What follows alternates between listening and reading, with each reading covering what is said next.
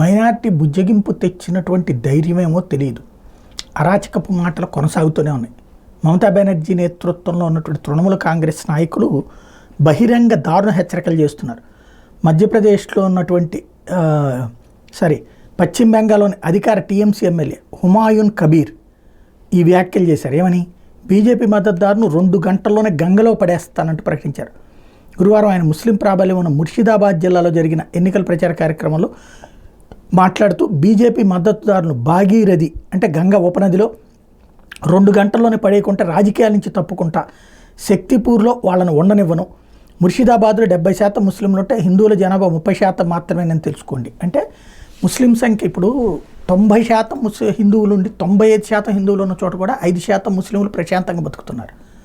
ఎవరిట్లా చంపేస్తాం నరికేస్తాం అని చెప్పలేదు. అదే అంటే కనుక వాళ్ళని వెంటాడి వేటాడతాయి ఇక్కడ ఉన్నటువంటి మీడియా కానీ, లేకపోతే కనుక అన్ని రాజకీయ పార్టీ.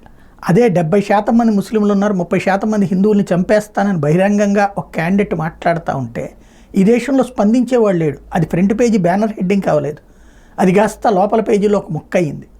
ఎక్కడ మనకి అసలు ఈ దేశంలో పరిస్థితి ఎవరిని నమ్మాలో అర్థం కానటువంటి వాతావరణం.